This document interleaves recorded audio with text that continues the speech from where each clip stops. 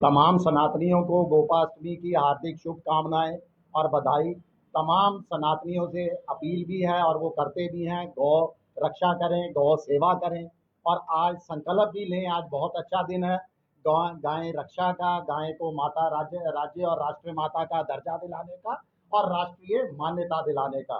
देखिए, एक 3 तारीख को हम लोग जो है तमाम हिंदू संगठन जो है जो गाय माता को मांग कर रहे हैं कि उसको जो है राज्य और राष्ट्रीय माता का दर्जा मिले, उसको लेकर 3 नवंबर को एक सचिवालय के बाहर बड़ा प्रदर्शन भी करने जा रहे हैं।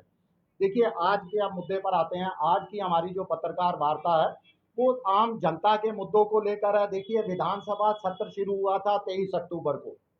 कल यानी 31 अक्टूबर को विधानसभा सत्र जो है जो शुरू किया गया था 9 दिन का, वो समाप्त होने जा रहा है। एक बार फिर जनता को पूरी तरह से जन मुद्दों को लेकर, जनता के मुद्दों पर प्रस्ताव लाने को लेकर पक्ष से और विपक्ष से दोनों तरफ से मैं बात करूंगा, जनता को पूरी तरह से निराशा हाथ लगी है।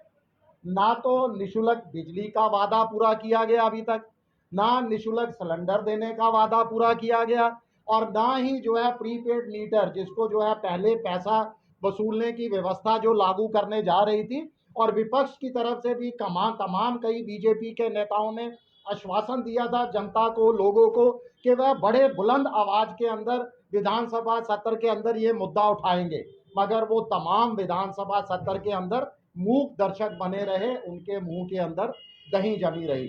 वहीं नेशनल कॉन्फ्रेंस जो लगातार अधिकार और बजट नहीं होने का हवाला देती है कि जब बात आती है प्रीपेड मीटर की, बात आती है निशुल्क बिजली देने की, या बात आती है उन 61-62 हजार कर्मियों की जो अस्थायी रूप से, दैनिक रूप से जो है पिछले कई सालों से, लगभग 15 से 20 सालों से विभिन्न विभागों के अंदर जो है वो तैनात हैं, अपनी सेवाएं दे रहे हैं। पिछले 1200 दिनों से भी ज्यादा उनको हो चुके हैं, वे धरने पर बैठे हैं।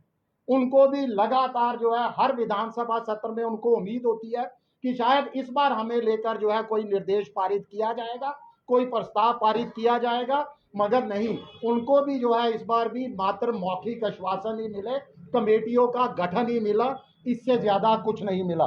देखिए, जिसके कारण हमें मजबूर होकर आज ये स्लोगन भी यहाँ पर लिखना पड़ा है, प्ले कार्ड पकड़ना पड़ा कि अंधा बांटे रेवड़ियां, मुड़ मुड़ अपनों को दे, या जनता करे त्राहिम त्राहिम और सरकार करे ऐशो आराम। ये क्यों लिखना पड़ा है? देखिए, जहां तक जब विधायकों के वेतन की बात आती है, उनके भत्ते को दुगना करने की बात आती है, तो तमाम पक्ष और विपक्ष जो है बड़ी जल्दी से एक बात से जो है वो प्रस्ताव पारित हो जाता है। मगर जब जनता को जो है राहत देने की बात आती है, उस समय आपसी तू तू मैं के अंदर पूरा का पूरा विधानसभा सत्र जो है वो खत्म कर दिया जाता है। आज शिवसेना जो है सरकार को, नेशनल कॉन्फ्रेंस को, जिसको 1 साल से ज्यादा का समय अब हो चुका है सरकार को बनाए हुए, उसको चेतावनी जारी करती है कि जनता का शोषण करने से बाज आए।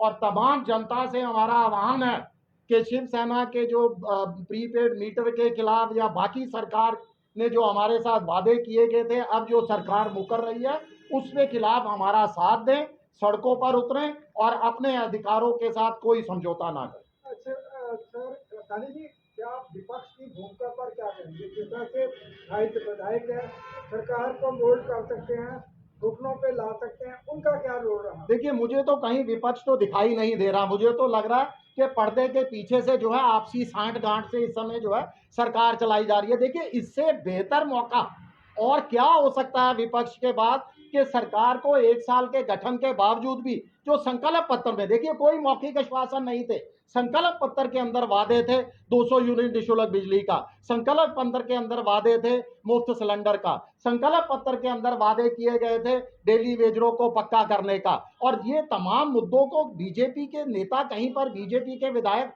घेरते हुए कहीं पर दिखाई नहीं दे रहे, और वो भी उस समय जो है मूक दर्शक बन जाते हैं। बाहर तो हो हल्ला मचाते हैं, प्रीपेड मीटर व्यवस्था लागू होने जा रही है। देखिए, जनता पहले ही महंगाई से जूझ रही है, आर्थिक मंदी से जूझ रही है, बेरोजगारी से जूझ रही है, तो आपको तो राहत के लिए हमने सत्ता पर बिठाया था, ना कि इसके लिए बिठाया था कि आप प्रीपेड व्यवस्था लागू करें। वहीं उसी विभाग के, देखिए, सबसे ज्यादा जो दैनिक वेतन भोगी हैं, जो अस्थायी कर्मचारी हैं, वो बिजली और पानी विभाग के हैं। उनको तो आपके पास देने के लिए पैसा नहीं है, आप कहते हो हमारे पास बजट नहीं है। और जनता से किस तरीके से आप जो है प्रीपेड, यानी पहले आप पैसा वसूल करोगे, हम बाद में जो है बिजली इस्तेमाल करेंगे। आप बताइए, जिन अस्थायी कर्मचारियों को 3-3, 4-4, 6-6 महीने वेतन नहीं मिलता, क्या वो अपने परिवार को 6 महीने के लिए अंधेरे में रखेंगे? क्योंकि पैसा होगा तो आपको बिजली मिलेगी। जब आपके पास पैसा ही नहीं होगा, और पैसा तभी होगा जब सरकार वेतन देगी। अगर उनको आप वेतन नहीं दे रहे तो किस मुंह से आप उनसे जो है प्रीपेड व्यवस्था को लागू करने की मांग कर सकते हैं? लास्ट क्वेश्चन है सानी साहब, मेरा एक क्वेश्चन है कि जिस तरह से दरबार मूव बहाल हो चुका है, तो जाहिर सी बात है कि जाम की स्थिति और बढ़ जाएगी। चौथा पुल जो है, जो नुकसान हुआ है, वो एक साइड से खोला गया है और बरसात भी खत्म हो गई है और काफी समय भी हो गया, अभी तक उसका काम ही नहीं शुरू किया गया। क्या इनके पास उसको पुल को फिर से खड़ा करने के लिए, जो डैमेज है उसको खड़ा करने के लिए कोई काम नहीं है? क्या खोखले वादे हैं? देखिए, इस समय मुझे तो लगता है कि जम्मू कश्मीर की आवाम वो केंद्र शासित प्रदेश और निर्वाचित सरकार की जो है वो चक्की के अंदर हम लोग जो है पिस रहे हैं। देखिए, आपदा से ये तमाम चीज़ों का नुकसान हुआ था, और खाली ये पुल का नुकसान नहीं, मुझे तो फिक्र है पुल के साथ साथ उन हजारों लोगों की जो इस आपदा के कारण बेघर हो चुके थे, जो आज भी जो है टेंटों में रह रहे हैं, जिनका सब कुछ जो है बाढ़ का पानी जो है बहा कर ले गया।